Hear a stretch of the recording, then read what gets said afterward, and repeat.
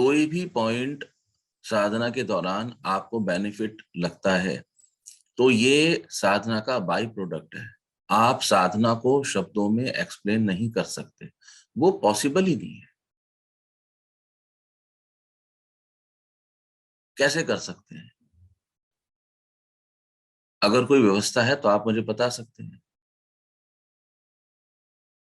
आपके जीवन में जो जो चीजें घट रही हैं शारीरिक या सांसारिक तल पे, आपको उसका आज अनुभव है।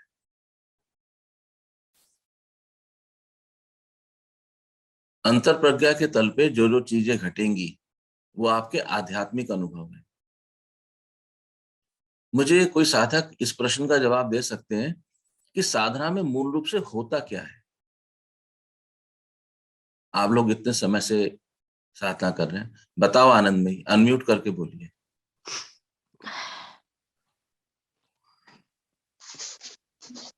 तो साधना में मूल रूप से हम बदल जाते हैं। क्यों बदलते हैं हम? क्योंकि ऐसा क्या कारण है कि हम बदल गए? पहले तो नहीं ऐसा हुआ। तो क्योंकि हमारी दृष्टि हमारे ऊपर आ जाती है। हमारी दृष्टि हमारी दृष्टि अगर हमारी दृष्टि हमारे ऊपर आएगी तो इससे परिवर्तन क्या होगा? सर, हमारे विचारों पे रोक लग जाती है। हमारे विचारों पर रोक क्यों लगती है? देखो, इन प्रश्नों के जवाब आप लोगों को धीरे धीरे जान लेने होंगे। सर, क्योंकि हमें सही और गलत पता चलने लग जाता है कि हम ही गलत है किसी भी चीज में। पहले हम गुस्सा होते थे, हमें समझ ही नहीं आता था कि हम गलत है, सामने वाले को गलत समझते थे। लेकिन मैं कहता हूं कि सही और गलत जैसी कोई अवस्था है ही नहीं। तो क्योंकि हम एक्सेप्टेंस करते हैं, वो चीज हमारे सामने आती है, उसे देखते हैं और वो निकल जाती है। एक्सेप्ट किया और वो चली गई। आप सबके उत्तर बिल्कुल ठीक है। सही गलत की जहां तक बात है तो उसका मूल कारण यह है कि हम सामने वाले के दृष्टिकोण को समझते हैं। तो हमें समझ आता है कि वो व्यक्ति जो कह रहे हैं और मैं जो कह रहा हूं, ये दृष्टिकोण का फर्क है। और जब हमारे दृष्टिकोण इस तरह इस तल पे आके काम करते हैं तो फिर फालतू के वाद विवाद या विचारों में कमी आ जाती है। जब फालतू के विवाद या विचारों में कमी आती है, ठीक उसी समय एक नई घटना घटती है। हमारा स्वीकार भाव बढ़ता है, वी एक्सेप्ट। हम स्वीकार करने लगते हैं। जब हम स्वीकार करने लगते हैं तो हमारे भीतर आमूलचूल चेंजेस आने शुरू हो जाते हैं। आप साधना के पहले और साधना के बाद किसी एक अनुभव पे अपना ध्यान केंद्रित करें, उस व्यक्ति के साथ जिसका आपका वैचारिक मतभिन्नता रहती है,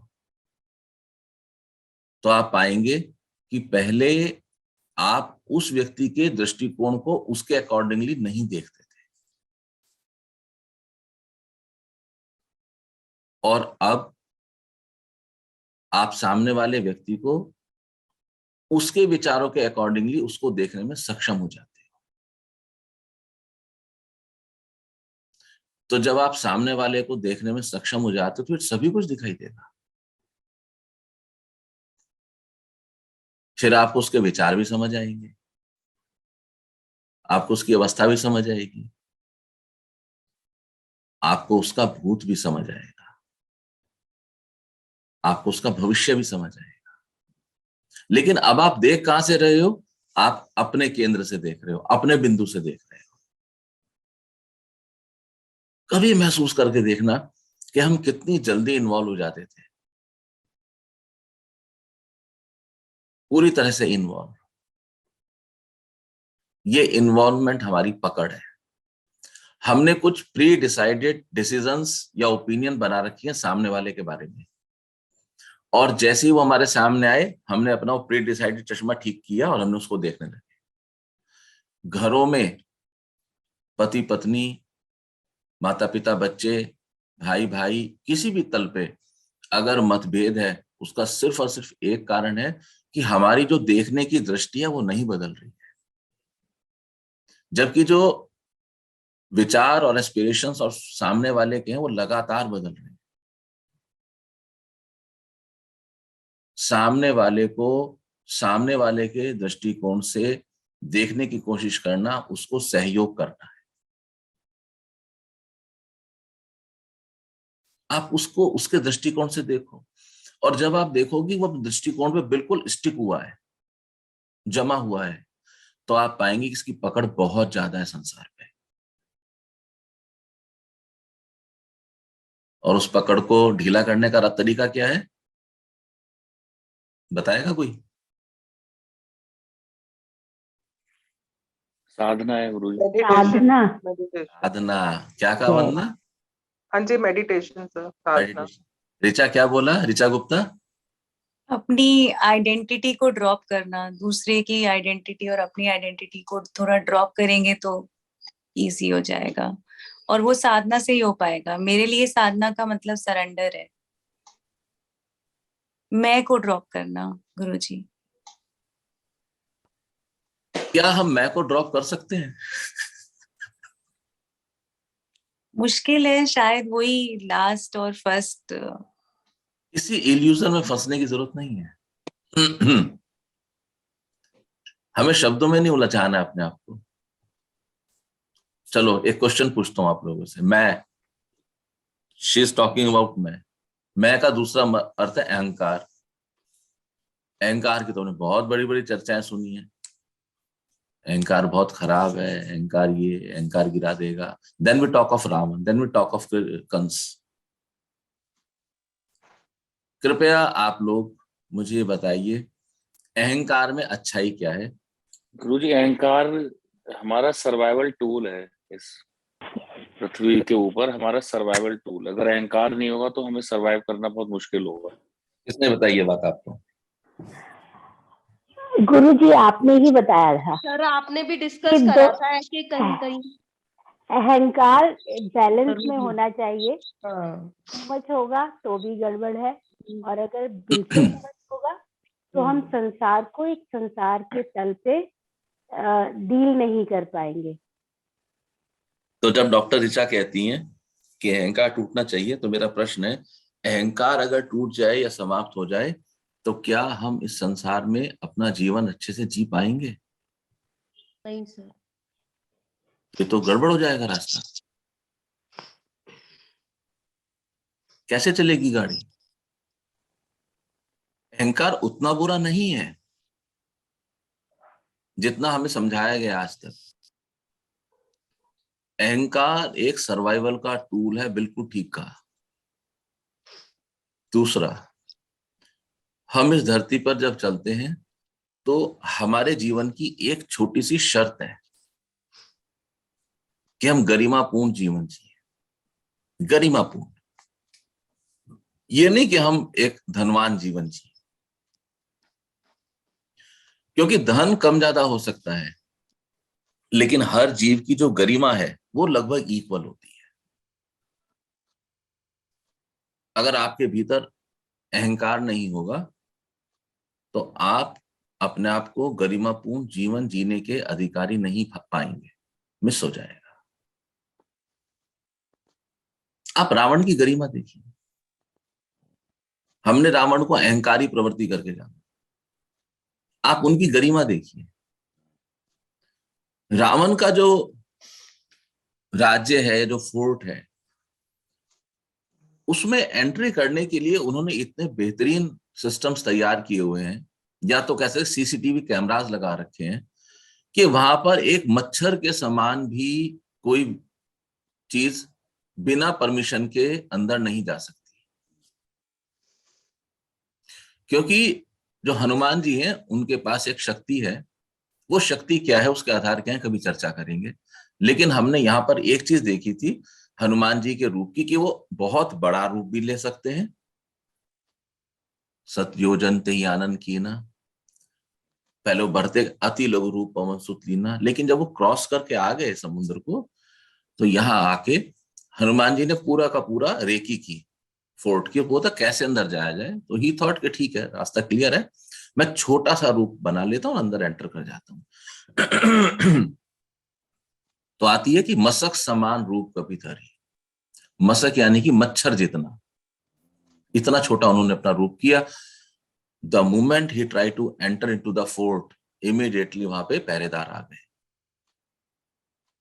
उन्होंने उनको कैच किया, आप नहीं जा सकते। इतनी जबरदस्त रावण की सुरक्षा व्यवस्था थी। जो रावण की सुरक्षा व्यवस्था बाउंड्रीज पे इतनी अच्छी होगी, क्या वो अपने देश के अंदर नहीं सुरक्षा होगी उनकी? वहां उनकी सुरक्षा अधिकारी या जो और सीआईडीज होंगी, क्या वो नहीं होंगे?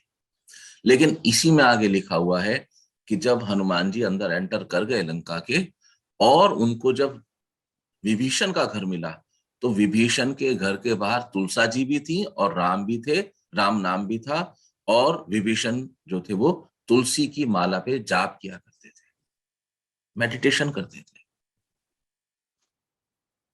आप रावण का ये अद्भुत चरित्र देखिए।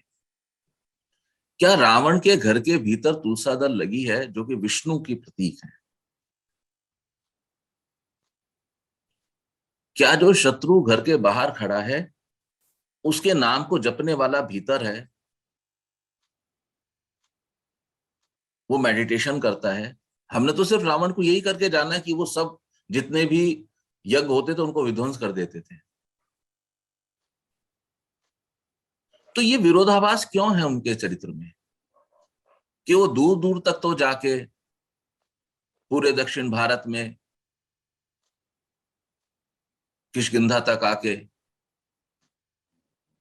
विज्ञों को विध्वंस करते थे, लेकिन अपने घर में जहां इतनी हाई सिक्योरिटी सिस्टम है, वहां पर एक साधक साधना कर रहा है। ये क्या अद्भुत चरित्र है रावण का। उनके लिए 1 मिनट का काम था। बोलते रावण विभीषण को, भाई तेरे को तो स्वर्ग जाना पड़ेगा, तूने तो गड़बड़ कर दी। यानी कि रावण मूल रूप से राम के विरोधी नहीं थे। यदि रावण मूल रूप से राम के विरोधी होते, तो शायद लक्ष्मण वहां सरवाइव नहीं कर सकते थे।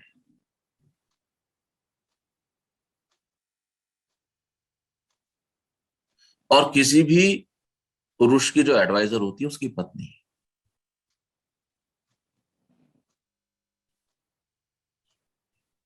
मंदोदरी, जो मय दानव की पुत्री है, वो भी विभीषण की विरोधी नहीं है। अगर पत्नी सलाह देती कि भाई ये उचित नहीं है, हम तो एंटी विष्णु लोग हैं, तो शायद विभीषण का सर्वाइवल नहीं था।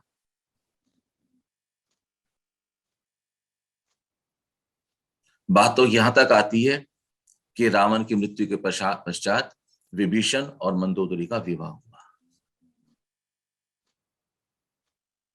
क्योंकि मूल रूप से ये दोनों प्रेमी आत्माएं थी। पर वो चर्चा हम कभी बाद में लेंगे। तो यहां पर अगर हम रावण के विषय में कुछ हल्का सा रावण होकर सोचें, तो हमें रावण के चरित्र के संदर्भ में बहुत सारी चीजें अनफोल्ड हो जाती है।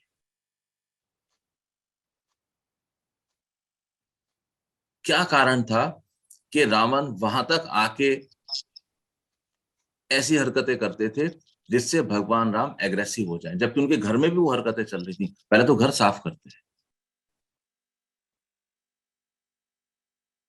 लेकिन रावण की कुछ विचारधाराएं ऐसी रही जिसमें उनको लगता था कि मैंने इतना अधिक अहंकार पा लिया है, क्योंकि उन्होंने हेड्स दिए थे, वो साधक थे। साधना में अहंकार आ जाता है, 10 बार सर दे देने का अहंकार, उससे वो छूट नहीं पाते थे। तो क्योंकि मूल रूप से रावण एक साधक थे, तो इसलिए उनको साधना का महत्व पता था, इसलिए उन्होंने कभी भी विभीषण का विरोध नहीं किया। उन्होंने विभीषण को इतनी स्वतंत्रता दी कि वो उनके भरे दरबार में आके उनको अपोज कर सके। और रावण जो सर्व समर्थ थे, उस समय विभीषण को मार सकते थे, उन्होंने उसको मारना नहीं चुना।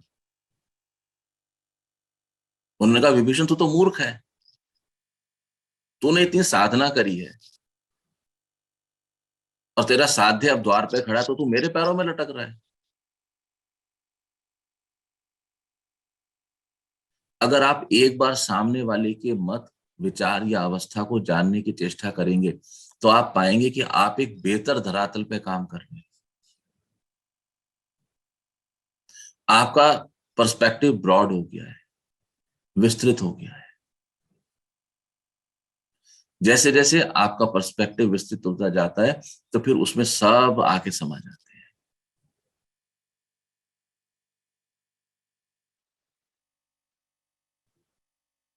कभी गंगोत्री जाना, और जब आप लोग गंगोत्री जाएं तो गंगोत्री के मुहाने से ज्यादा गंगोत्री के मार्ग पे अपने आप को फोकस करना।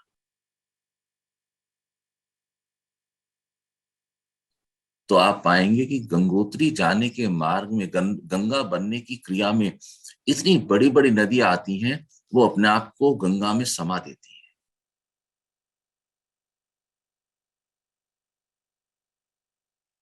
इतनी विशालता जैसे जैसे आपके भीतर उतरे, जहां आप सभी विचारों को अपने भीतर समा पाए,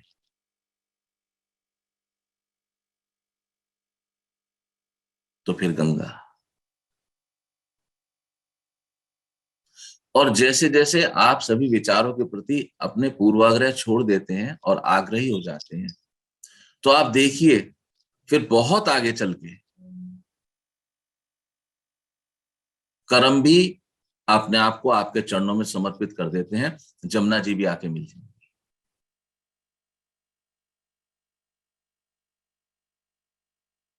आती जाती सांसों पे ध्यान आपको विस्तृत करने में सहयोग करता है, आपको बढ़ा देता है। बढ़ने का मतलब क्या है? बढ़ने का अर्थ सिर्फ और सिर्फ इतना सा है कि हम बंधी हुई सीमाओं की पकड़ को तोड़ देने में सक्षम हो रहे हैं। जैसे जैसे बंधी हुई सीमाएं टूटनी शुरू होंगी, ऋचा ठीक उसी तरह से धीरे धीरे आप देखेंगी कि समर्पण जीवन में उतर रहा है। आप किसी को समर्पण नहीं कर सकते, ये सबसे बड़ा धोखा है। आप समर्पित नहीं हो सकते किसी को, आप नहीं कर सकते, ये भी एक अहंकार है। लेकिन समर्पण जीवन में आ सकता है, वो उतर सकता है। और आता और उतरता हुआ समर्पण में आप देखेंगी कि जो समर्पित हो रहा है और जिसको समर्पण किया जा रहा है वो एक ही है, दूसरा कोई है ही नहीं। तो हमें किसी को समर्पित नहीं करना है, समर्पण हो जाएगा। ध्यान का बस इतना सा अर्थ है कि कुछ क्षणों के लिए मैं बैठ गया और मैंने अपनी पूरी की पूरी चेतना को इन आती और जाती सांसों पर केंद्रित कर लिया। सांस को इसलिए कि सांस आपका बहुत निजी मसला है। एक तल पे जाके देखे तो ये भी दो हैं, यू एंड योर ब्रीथ। लेकिन सांस वो चीज है जो कि आपके बहुत समीप है। हमारे कई साधकों के अनुभव में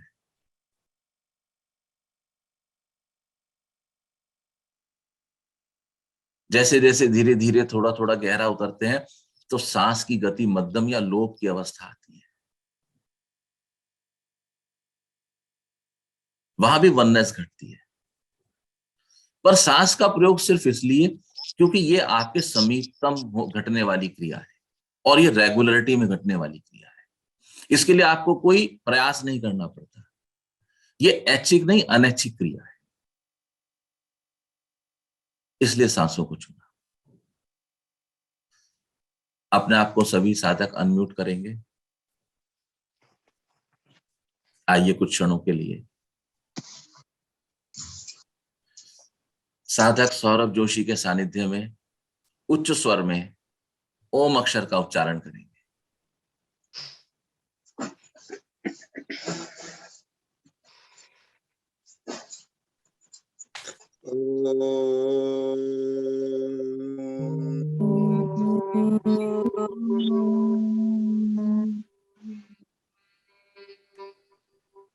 आप पूरी तरह से आराम से बैठे, आपकी चेतना आपके सांसों पर और आपका स्वर सौरभ जोशी के स्वर में मिलता हुआ।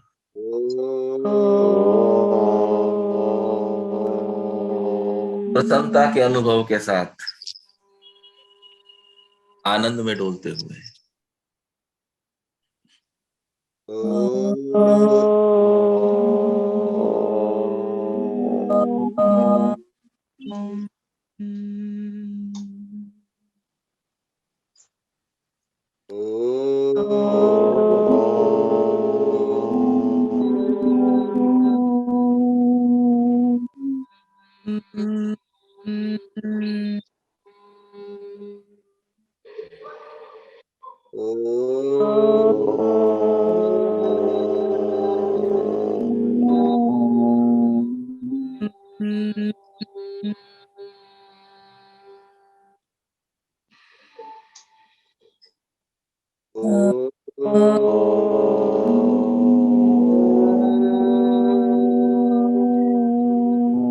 श्वास पूरा भर जाए पेट में और पूरा खाली हो जाए।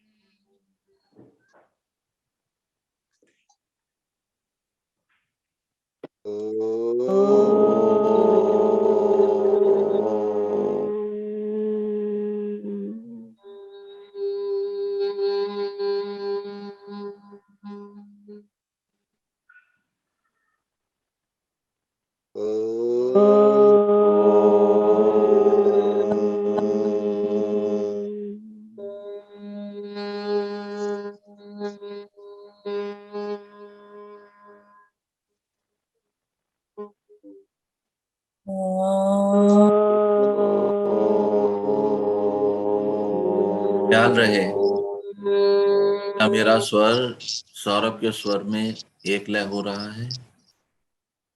जागृत ही रहे।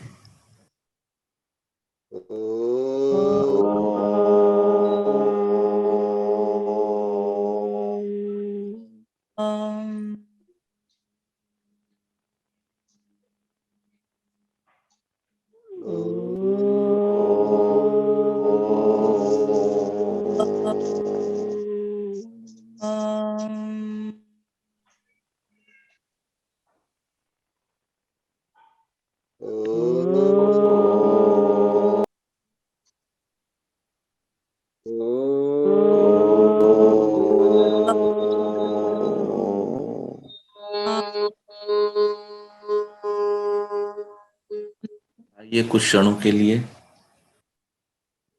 ओम अक्षर के उच्चारण को विराम देकर अपनी चेतना अपनी भीतर खींचती और बाहर निकलती हुई सांसों पर केंद्रित करें। 3 ब्रीथ इन और 3 ब्रीथ आउट को देखेंगे।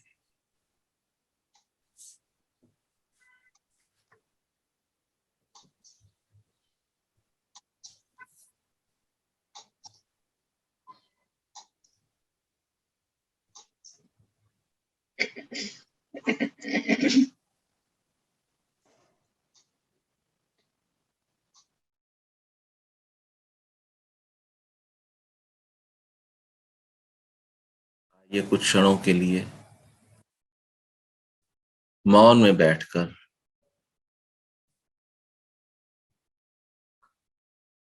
अनुभव लें कि ओम उच्चारण के फलस्वरूप मेरे तन मन पर क्या इम्पैक्ट आ रहा है।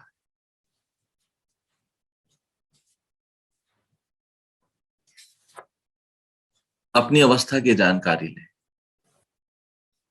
आप इस समय कहाँ हैं? आपके विचारों की गति क्या है? आप क्या सोच रहे हैं? सिर्फ ये देख लीजिए।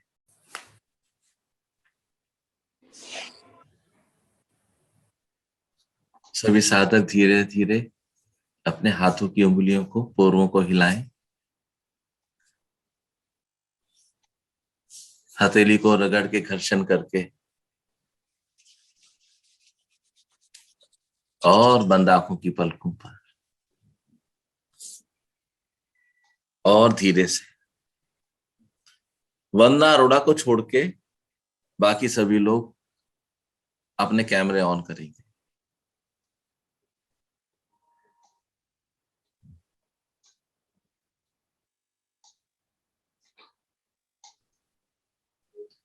कोई साधक कुछ कहना चाहते हैं, कुछ पूछना चाहते हैं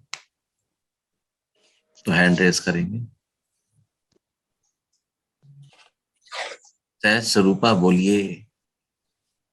गुरुजी, अभी 3-4 दिन पहले मैंने अपनी आईज टेस्ट कराई और बहुत ही आश्चर्य की बात है, मेरी आई साइट कम हो गई और काफी कम हो गई।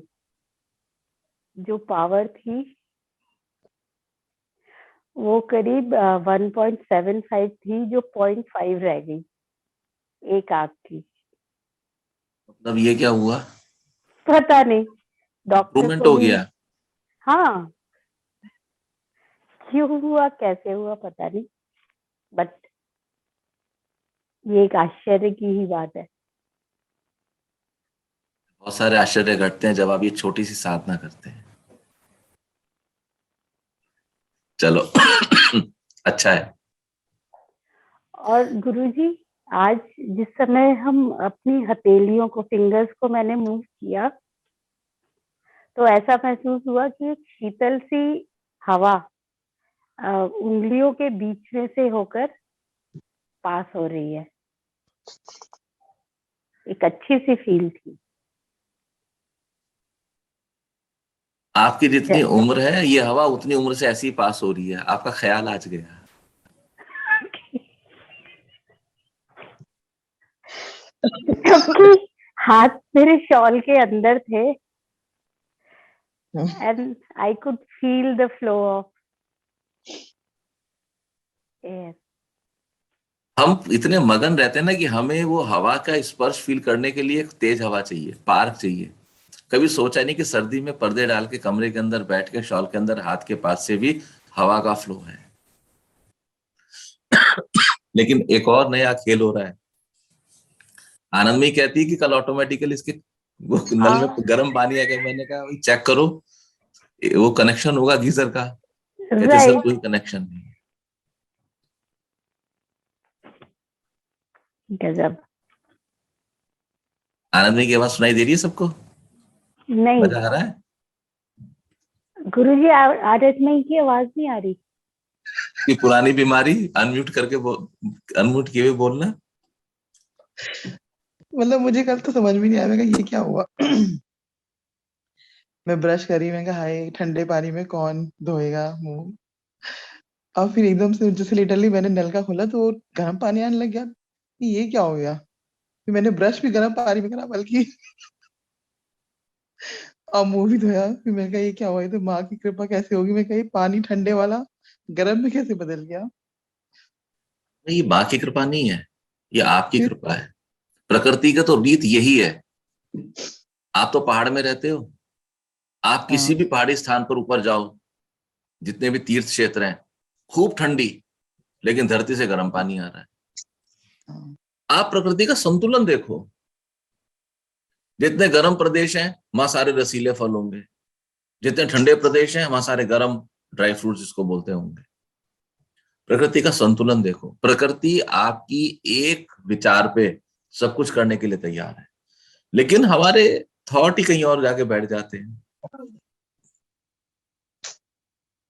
मैंने इसको बोला कि भाई पहले चेक कर ले, उसके बाद ब्रॉडकास्ट करना मैसेज, देख ले कहीं कनेक्शन तो नहीं है गीजर का। हाँ, इसने कहा इसलिए सर मैंने उस छोड़ नल पे दिया था। कनेक्शन है ही नहीं। Thank you sir. और ऐसी बहुत सारी क्रियाएं घटेंगी। संसारिक तल पे आप इनको चमत्कार कहेंगे, लेकिन मैं कहता हूं चमत्कार में मत उलझना, क्योंकि जब आप चमत्कार में उलझना शुरू हो जाते हैं ना, then you are again following the illusion. क्योंकि चमत्कार की एक प्रॉब्लम है। क्या प्रॉब्लम है? चमत्कार के पीछे हमें चमत्कारों की कड़ी चाहिए, पकड़ सीक्वेंस चाहिए। पानी गर्म हो गया तो कैसे हो गया? तो इतना तो ठीक है, बुद्धि के तल में भी चेक कर लो, कुछ गलती से कनेक्शन हो गया या आंखें ठीक हो गई, तो अब हम विश्वास नहीं करेंगे कि हमारी आईसाइट ठीक हो गई है इतनी। अब हमें उसको प्रूव करने के लिए अब हमें प्रकृति से एक और चमत्कार की कामना है। तो पहला जो घटा अवस्था वो है मौज। यहां तक तो ठीक था, गर्म पानी आ गया या आंख की आईसाइट में इंप्रूवमेंट आ गया, लेकिन अब जैसी हमने कहा ये दोबारा रिपीट हो किसी और केस में, अब हो गई है वासना। क्योंकि अब हम प्रकृति से कह रहे हैं कि आई डोंट बिलीव यू, मुझे प्रूफ तो आप दोबारा से। आप देखो कि कैसे कृपा एक क्षण में वासना बन जाती है। वंदना मिश्रा, विवेक सिंह, आपके कैमरे क्यों बंद हैं? एक क्षण में वासना बन जाएगी। हाँ सर, आज जैसे मेरा मन दोबारा से यही कर रहा था, फिर मैंने कहा नहीं ये मेरी गलत है। मैं कहा कल अब ऐसा हो गया, थोड़ा रोज रोज ऐसा हो गया। यही रिपीटेशन, चमत्कार का रिपीटेशन, चाहे इस फॉर्म में चाहे किसी और फॉर्म में, ये हमें गिराने के लिए सक्षम होता है। मैं आपको डे वन से बोलता हूं कि हर बार नया अनुभव है, हर बार नया आएगा। इसमें दो केस बड़े अच्छे हमारे साथ हुए, एक हुआ रिंकी के साथ और एक हमारी शादी का कुछ कम आई, क्योंकि वो ऑक्यूपाई है नागपुर से। हरप्रीत जी, आपका उनसे कम इंट्रोडक्शन हुआ है। इन दो के साथ हुआ। रिंकी के साथ कुछ ऐसे परिवर्तन महसूस किए उसने अपने बच्चों के एजुकेशन के संबंध में।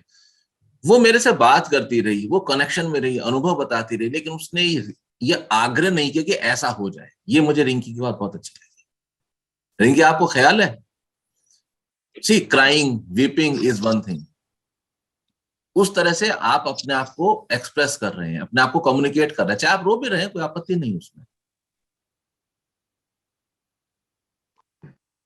ठीक इसी तरह से उनके साथ हुआ। उनके दोनों बच्चों का, उनकी बड़ी बेटी का इंटर्नशिप जहां वो चाहती थी वहां एग्जैक्टली हुआ। और वो एक सीरीज थी, she was doing internship in one company, जहां वो नहीं करना चाहती थी। उसके बाद लेवल 2 की इच्छा वाली थी, फिर लेवल 1 की इच्छा वाली थी। उसके बाद उनका लेवल 2 की इच्छा वाली में हुआ उनकी लड़की की इंटर्नशिप, फिर लेवल 1 वाली में, और जहां वो चाहती थी। इसी तरह से उनके बेटे का हुआ, जिस इंस्टीट्यूट में वो चाहती थी एग्जैक्टली वहीं एडमिशन हुआ। हमारी पुकार में बहुत कमी है, हम पुकारते ही नहीं, हम डिमांड ही नहीं करते। क्यों? हम तो डरे हुए हैं। हम किसका अवतार हैं? हम डर का अवतार हैं। आप अपने अपने लाइफ को देखो कभी, हमारा जन्म कहां से हुआ है? डर से हुआ है। क्योंकि हमने क्या सीखा है? माँ के गर्भ में उल्टा लटकना पड़ेगा।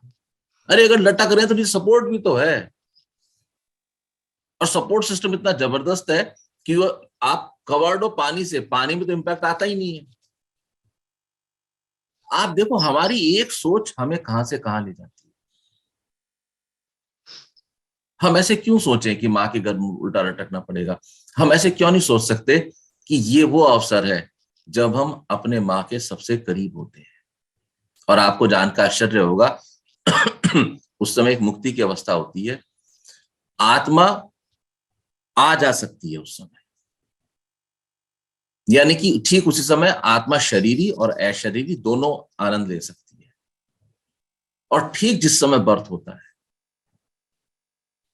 तब आत्मा स्थायी रूप से इस शरीर में प्रवेश करती है। एग्जैक्टली वही टाइम होता है। या इसको मोटे तौर पर समझे, जब भी बच्चा रोता है तो परंपरा से कहते हैं बच्चे का रोना जरूरी है।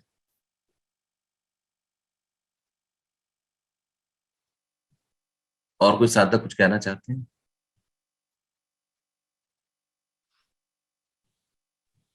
सर जब मौन में बैठे ना तो मुझे ऐसा लगा, मतलब कोई दिखा नहीं पर ऐसा लगा जैसे कोई बच्चा अपनी माँ की गोद में है, और फिर मुझे बहुत ऑरेंज प्रकाश दिखाई दिया।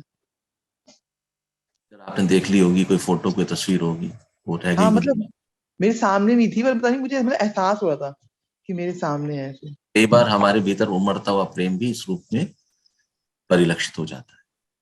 विवेक सो रहा है क्या? जाग गया प्रभु। जाग गया प्रभु, मैं तेरी डंडे लेके कुटाई करूंगा। मैं कल लिखने वाला था कि मुझे अब लठियाया जाएगा।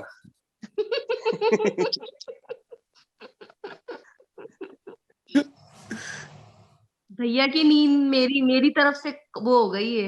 मेरे को नींद नहीं आ रही है, 3:45 ठीक आंख खुल जाती है, मैं परेशान हो रही हूँ और भैया सोए जा रहे हैं। ये तो शुरू से है भैया को, ये तो निशान भाई को तो शुरू से ही है सोने का शौक। और मेरे अभी को पता है मैंने कहा था ना, ज्यादा जुकाम, सर मेरे को इतना जुकाम हो गया, ये इसीलिए तो हो गया। मैं 3 बजे उठ जाती हूँ और कौवे की तरह पूरे घर में मंडराती रहती हूँ। ये कहते हैं सो जा सो जा। बेटे लेकिन 3 बजे उठने की जरूरत क्या है? सर पता नहीं, नींद ही नहीं आ रही है मेरे को। 1 हफ्ता हो गया, 3 बजे ठीक आंख खुल जाती है और बस फिर मैं बैठी रहती हूँ। कभी देखो कभी योगा कर लेती हूँ, कभी कुछ सोच लेती हूँ, कभी लेट जाती हूँ। ऐसे ही मेरी पूरे 7 बजे तक यही चलता रहता है, 3-4 घंटे। अगर आप 3 बजे उठ रहे हो ना, तो आपको अगर उस समय फ्रेश होना है या पानी वगैरह पीना है तो पी लो, उसको वापस लेट जाओ, ठीक है। और बेटर है कि या तो कोई ऑडियो चला लो या कोई साधना के टेप्स पड़े रहते हैं वो चला लो, या वो स्लीप मेडिटेशन चला लो। अभी आपका 3 बजे उठने का टाइम नहीं आया। हाँ सर, और फिर पूरे दिन भी डिस्टर्ब होती हूँ ना सर, फिर पूरे दिन भी लेटा नहीं जाता है, तो मेरे को लगता है कि नींद भी डिस्टर्ब हो रही है उस चक्कर में। प्रॉब्लम ये नहीं है कि आप डिस्टर्ब हो रही हो, आप डिस्टर्ब हो जाओ, आपकी वजह से अब आपके पड़ोसी डिस्टर्ब होंगे, शाम डिस्टर्ब होंगे, बच्चे डिस्टर्ब होंगे। हाँ जी सर ये 5 बजे वॉक पे जाते हैं, इनकी आज जल्दी आँख खुल गई मेरे चक्कर में, मैं बाहर गई तो। ऐसे मत करो आप, तसल्ली से सो, जिंदगी सोने के मिली है, तसल्ली से सो। कोई और साथी कुछ कहना चाहते हैं? आया भी ऐसे है बिल्कुल मुंह धो के कि मैं तो बिल्कुल फ्रेश था, लग रहा है कहीं से कि नींद में था और ये लेटा हुआ था उस समय। तेरे को इसीलिए आने में देरी हुई है, नहीं तो तू इमीडिएटली ऑन कर देता। सर भैया तो हमेशा ही फेशियल वाले रहते हैं। सबसे ज्यादा ग्लो आया है मेडिटेशन का। ठीक है, और कोई साथक कुछ कहना चाहते हैं? नए साधक अपने अनुभव जरूर कहा करो, इससे आपको ओपन होने में मदद मिलेगी। रुको रुको, मुझे गुरुजी 1 मिनट। कोई नहीं, बच्चे आ रहे हो, खोल सकते हो आप वीडियो, कोई ऐसा बंधन नहीं है।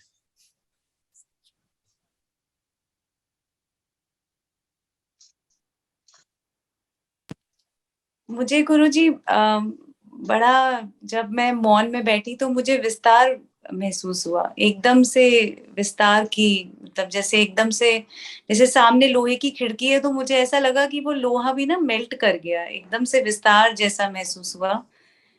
और मतलब थोड़ा सा लाइट, मतलब एक लाइट सी फीलिंग हुई कि जैसे मेरा वेटलेसनेस वाली फीलिंग हुई 1 सेकंड के लिए, जैसे ऊपर हूं मैं जमीन से, ऐसी फीलिंग हुई। वो मैं ये देखो, लोहा भी गलसा गया। बहुत जबरदस्त थॉट ब्रैकेट होगा जो इनका डाइल्यूट हो गया। वैसे एक चीज बताता हूँ, अगर कोई अच्छा डॉक्टर है, ईमानदार डॉक्टर है, उसके लिए साधना में उतरना आसान होता है, क्योंकि डॉक्टरों के पेशे में एक चीज होती है, वो जिस समय अपने मरीज को बात कर रहे होते हैं तो पूरा तरह से उसका व्यू समझने की कोशिश करते हैं, तो बाय डिफॉल्ट उनके अंदर ये क्वालिटी डेवलप हो जाती है। तो जनरली आप डॉक्टर्स को देखेंगे, बहुत कम डॉक्टर मिलेंगे जो बात काट के बात करेंगे या तो सुनेंगे नहीं। Doctors are very good listeners, क्योंकि जिस समय वो अपने पेशेंट को सुन रहे होते हैं उस समय वो एक मेडिटेशन की अवस्था से अनजाने में गुजर रहे होते हैं। करेक्ट। उनको प्रोफेशन उनको इस चीज का सपोर्ट देता है। तो आप कभी भी यह ख्याल करो, किसी डॉक्टर के पास जाओगे तो आपको मजा आ गया बात करके। क्या मजा आ गया? क्योंकि उन्होंने आपको कह देने के लिए स्पेस दिया, भले ही वो संसार के तल पे दिया, भले ही वो शरीर के तल पे दिया, लेकिन उन्होंने कहा। आप लोग एक ही बात कहते हैं, उस डॉक्टर के पास जाओ तसल्ली से सुनता है, और अगर कोई डॉक्टर है जो नहीं सुनते तो आप कहते हैं कि वो सुनते तो नहीं, दवाई तो सुनते नहीं है। आपका एक पॉइंट रहता है। बढ़िया है। और कोई? ठीक है, भजन कौन सुनाएंगे? भजन सम्राट। सर आज आपने आध्यात्मिक यात्रा के बारे में चर्चा के लिए भी बोला था, आध्यात्मिक कल्याण यात्रा। मैंने ठीक से दोबारा बोलेंगे आरती? हाँ जी सर, आपने आध्यात्मिक कल्याण चर्चा करने के लिए बोला था, आज टॉपिक दिया था सर।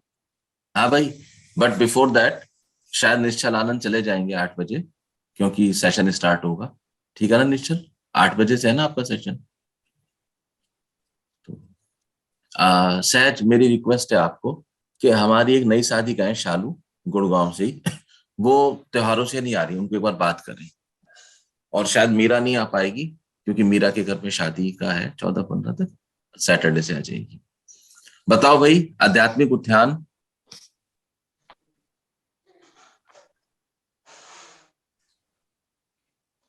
आप बताओ आरती, क्या कहना चाहते हैं इस विषय में? सर मुझे ऐसे ज्यादा तो नहीं मालूम है, पर मुझको ऐसा लगता है कि कुछ योजना जो होती हैं, जैसे कल आप बता रहे थे कि अपने एजुकेशन, करियर, अपने बिजनेस को लेकर वो तो हम खुद से ही करते हैं, लेकिन मुझे लगता है कि आध्यात्मिक योजना हम नहीं बनाते, वो शायद हमारे कर्म के अनुसार प्रीप्लान्ड है। कौन बनाता है? सर वो हमारे कर्म बनाते हैं और उस पर चलने के लिए कर्म तो बहुत सारे हैं, जन्म तो बहुत सारे हैं, there is series of karmas. लेकिन एक चीज तो बड़ी क्लियर है, 10 करोड़ का लोन सिंगल स्ट्रोक में तो क्लियर होगा नहीं, उसकी EMI बनेगी। तो कर्म को क्लियर करने की योजना कौन बनाता है? सर हम ही बनाते हैं शायद। अच्छा, हम ही बनाते हैं, गुड। मतलब स्टूडेंट भी हम है और मास्टर जी भी हम ही है। शक्ति देने वाला परमात्मा है सर, उस पर चलने के लिए उस पर चलने के वाले परमात्मा है। देखो निश्चल को कितनी हंसी आई है आपकी इस बात पे। हाँ जी सहज स्वरूपा जी। गुरुजी एक्चुअली बचपन से हमने हमारे लिए तो कभी डिसीजन लिए नहीं। She is talking something else. उसने पराजन्म की बात उठाई है, उसने कर्मों को भुगतने की बात उठाई है। यानी कि आरती इस समय कहना चाहती है कि हम जब इस धरती पे आए तो हमने कुछ कर्मों का भुगतान करना है, वो वहां की बात कर रही है। जो डिसाइड हो गए कर्म, वो अब हमारा बचपन निर्धारित कर रहे हैं, तो हमें पूर्व जन्म पे जाना पड़ेगा। गुरुजी वो तो मुझे समझ में आता नहीं है सर हमें तो हमारे गुरु ही बताएंगे कि हमें क्या करना है, हमें कुछ नहीं पता है, हम तो अंडा है सर, वन आप ही को लगाना है। आरती ने बिल्कुल ठीक कही बात, कुछ भी गलत नहीं कहा, हम ही डिसाइड करते हैं। क्योंकि जब हम इस शरीर के साथ नहीं होते हैं, ठीक उस समय ये शुद्ध आत्मा होती है। बिकॉज विद द बॉडी आत्मा की कुछ लिमिटेशंस, कुछ सीमाएं निर्धारित कर दी जाती है। आपको ये जान के बहुत बड़ा आश्चर्य होना चाहिए और आपको पता होना चाहिए कि शरीर में आत्मा का होना आत्मा की लोअर कैपेबिलिटी को परिलक्षित करता है, क्योंकि एक अनंत आत्मा अब एक पिंजरे में आ गई है, इसलिए शरीर को खराब कहा संतों ने। लेकिन कर्मों के भुगतान के लिए ये शरीर माध्यम है। तो आरती, वो कर्म हम स्वयं डिसाइड करते हैं। जब हम अशरीरी अवस्था या नो बॉडी सिचुएशन में होते हैं और हम आत्मा के रूप में होते हैं, तब माँ के गर्भ में, इवन गर्भ को सेलेक्ट करने से पहले हम ये निश्चय करते हैं कि इस जन्म में हम अपने ये कर्मों को भोगेंगे, निपटाएंगे, भुगतान करेंगे। लेकिन मैं कहता हूं कि उस समय आत्मा ये सोचती है कि इस जन्म में मैं अपने इन कर्मों से सबक लेके अपनी विकास की यात्रा आगे करूं। क्योंकि जब हम कहते हैं कि हम भुगतेंगे या भुगताएंगे, तो लगता है कि हम कोई कैदी हैं, पनिशमेंट है, हम गुलाम हैं। और जैसे ही हम सोचते हैं कि हम गुलाम हैं, इस धरती पे हमारा होना एक पनिशमेंट है, तो मुझे लगता है कि हमारे बहुत सारे संभावनाओं के फूल वहीं की वहीं मुरझा जाते हैं। वो पैदा ही नहीं हो पाते, उनमें कोपल फूट ही नहीं पाते, बीज को कूट के खराब कर दिया। लेकिन अगर आप इस दृष्टिकोण से जीवन को जीना शुरू करेंगे कि मैं अपने इस जीवन में कुछ सबक लेके आया हूं और मुझे वो सबक यहां सीखने हैं, वो सबक बहुत ज्यादा जरूरी है मेरे आध्यात्मिक विकास के लिए, तो आप पाएंगे कि जीवन के प्रति आपका दृष्टिकोण बदल गया है। तब आप कोई गुलाम नहीं है, तब आपको यहां पे सजा भुगतने नहीं आए हैं। उस सिचुएशन में आप पूरी तरह से स्वतंत्र हैं और आप अपनी इच्छा से उस परिस्थिति को देख के, उस परिस्थिति से गुजर के और उससे सबक सीख के अपने आध्यात्मिक विकास की यात्रा को पूरी कर रहे हैं। कल जो मैंने बात कही कि क्यों इनकी आयु कम, वो इसलिए कि आदि शंकर या स्वामी विवेकानंद जैसी हस्तियों के भीतर बहुत तीव्र थी ये गति और उन्होंने जीवन के बहुत कम समय में, अल्प आयु में वो सारे विकास के, वो सारे सबक सीखने का काम पूरा कर लिया। तो अब इस शरीर में रहने का उनका कोई औचित्य नहीं बचा। कभी भी किसी की बात पे ऐसे नहीं हंसना, उसको देखना वो कहां बोल रहा है, आप लोगों को ख्याल होना चाहिए। और आप लोगों को इस बात का भी ख्याल होना चाहिए कि आरती हमारे बीच में एक अद्भुत साधिका है। आपको एक बात का जान के बहुत आश्चर्य होगा, मुझे आरती का ख्याल बहुत ज्यादा बना रहता है।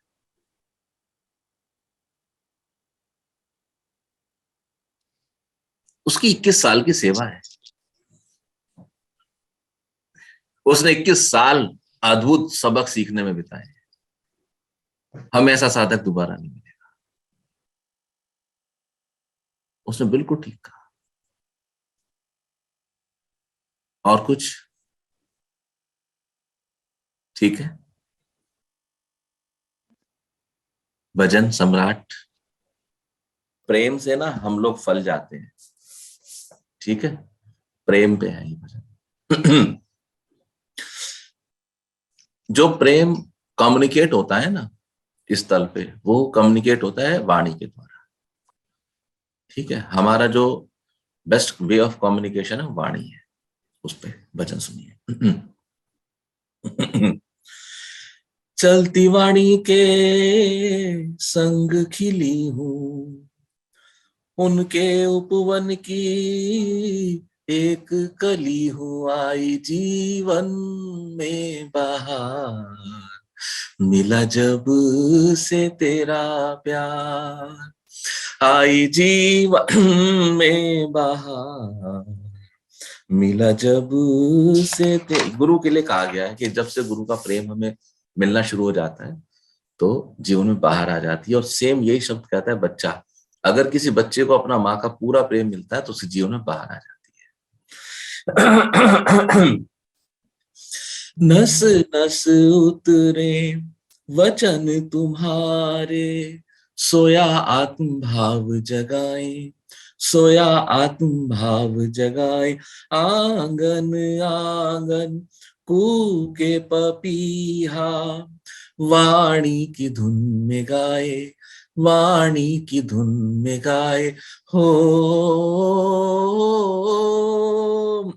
सतगुरु का यह गुलशन, अब मुक्ति को तैयार, मिला जब से तेरा प्यार, आई जीवन में बहार, मिला जब से तेरा प्यार।